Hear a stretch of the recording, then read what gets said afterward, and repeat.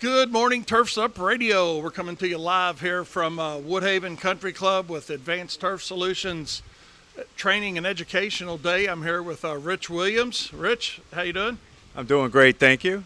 And Rich just did our first presentation, and he was talking about pest management. Yep, perimeter pest control to help, because this is more of a turf show, to help those learn how to add to their programs, increase their revenue opportunities, and help to educate a little bit more about how to manage those pest problems. Absolutely. And I was listening to when you first started out. I guess they put you on early to talk about flies since Yep.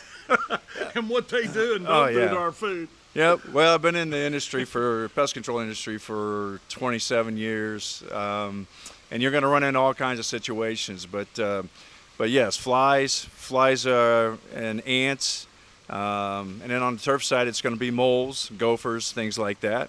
But absolutely, mosquitoes too, by the way, on pests. So And, you mentioned how many ticks there are on mice. I had no idea. oh yeah, you could easily get 100 ticks on a mouse, and they're going to move them around, and that's why they end up being a problem at homes and so on and so forth. As they're crawling along, they're picking up those mice. The mice are picking up the ticks. Yeah. And then next thing you know, they're in your yard. And about 75% of the people who get ticks is from actually their own backyard. When you said that, I was like, man, that's a Yeah. crazy number. I Yeah. mean, because you think about being in a country Yeah. and getting ticks, not Yeah. more, Yeah. city living like this. Yep. Well, because those animals migrate, move around, they're low to the ground, they're picking them up, and they're running through brush where the ticks are. Right. Hence, the ticks attach themselves, and the next thing you know, that when they do come off, they're right there for your pet to be And you guys exposed. got a great solution for insects in general. I learned what I did learn in yours. We don't do pest control per se, but about the 2011 law changed about not being able to use the food and Well, the rodenticide Yes. labels had changed. They're trying to change them again, by the way. They're trying to make them all restricted use products.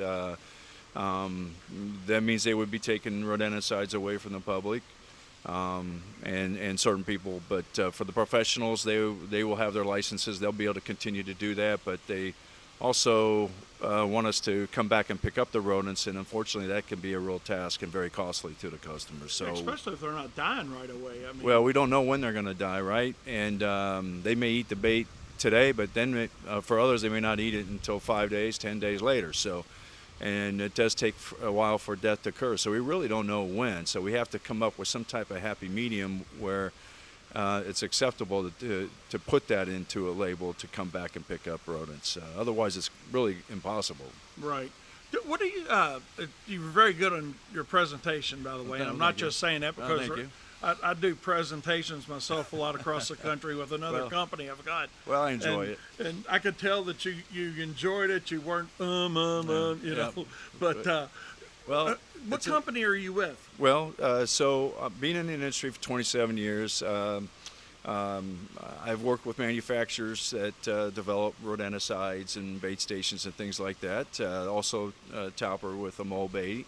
I then moved on and started working on flies. And then as of 2017, I started an independent rep business. I have 13 companies I represent, and they cover all aspects of pest control except for termites. Nice. So you Yeah. do quite a few of these educational events? Yeah, you would.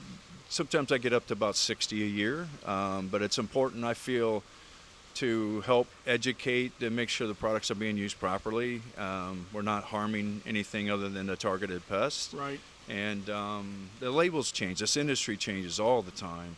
And so by being able to do presentations and educating them, it helps them to stay on top of it. And that's why meetings like this with Advanced Turf is very important. I've got all the respect in the world for you. I'm not just saying that because 60 is a number where about I maxed out at in my heyday of when I was really rolling around the country, and that's a lot of nights out. Well, I That's a lot of appreciate nights that. out. It's a lot of fun, and I take a lot of the experiences when I speak. It's experiences that I have been on with professionals to help out in the field, whether it be in restaurants, whether it be residential, commercial, food handling, anything like that. They're all different, and you got to treat them as though it could be a different situation in every one of them. So even if they're the same type of industry, you still have to treat them differently wherever you go, because it could be a different targeted pest that you got to go after. As we specifically look at the lawn care segment of the industry Yeah. for a minute, Yeah. with all the experience you've got, what have you seen industry-wise, I guess, over your 20, almost 30 years? I mean, that's a long time. Well, What are you seeing commercial lawn care doing from a professionalism standpoint, training standpoint? You think they're more engaged, less engaged? What are you seeing, if you don't mind? well, I think it's just a matter. Well, first of all, they all have their own type of business that they want to do. A lot of family businesses, and then there's also your national ones. But they do anywhere from landscaping to turf and ornamental to, and then they throw in pest control in there too. I mean, if they're going to be at the account, it gives them a revenue opportunity to help their business. But more importantly, I feel, is to help their customer resolve situations. If they're doing the lawn and landscape type scenarios, and they're cutting grass every week, they're going to see the damage that the moles are causing, as an example, right off the bat. And rather than not do anything about it, there's an opportunity there for them to help their customer and get rid of their moles effectively.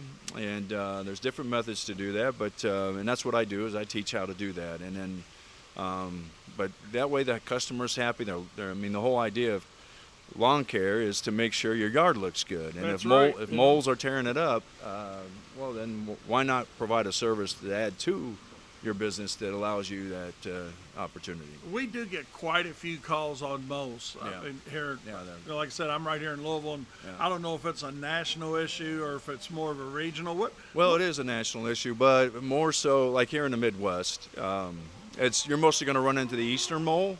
That's the most common mole here in this central United States. But you're also going to have the star-nosed mole, and that is the freakiest looking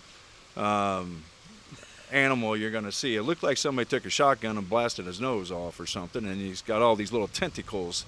And what they do with those tentacles, though, they're actually a purpose there. Number one, they're feeling with it, and number two, they're grasping their food, which is 90 to 95% earthworms, and they're going to consume those. A lot of people don't realize moles are insectivores. They're not a rodent or anything. I heard you say that they're not a rodent. It's they're an insectivore. So they're mostly, and where I was before, we live trapped moles, and we had about 300. We dissected, and we found in their stomachs 90 to 95% was earthworms, and the rest would be like grubs and so on and so forth. So.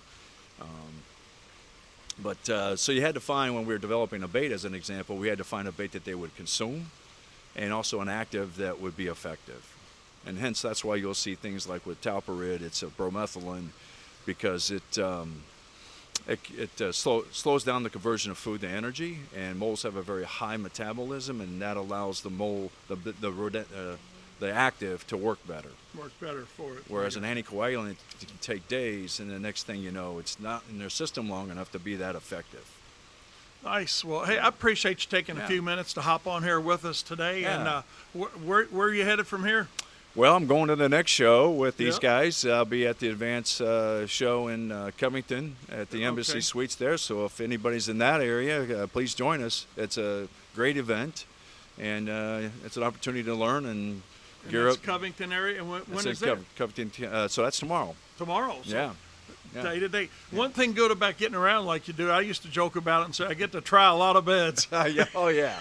Well, and then in the pest control, they said we got to worry about bed bugs. You got to worry about bed bugs. In fact, I just came from an area that we did bed bug inspections earlier this week. So the important thing there for me is make sure I don't bring them home with me. That's right. That's right. That'd be an explanation for sure. Yeah, but it's sad that in situations like that with the bed bugs, because they can spread very quickly if they're not handled right off the bat, and it is they don't spread any diseases or anything that we know of, but they can mess with you psychologically. So, and anyway. All right. Well, hey, I appreciate your time, and tune in Turfs Up as you're on the road, my friend. Well, thank you. I appreciate it too. All right. Thank you. All right. We're going to sign off here for a second, and we'll be back with more live Coming here to you from Woodhaven Country Club, Advanced Turf Solutions, CEU class and training day, because as you guys know, Turf's Up Radio, I mean, that's our main goal, is to help elevate and educate the industry, and that's what it's all about. We'll talk to you shortly.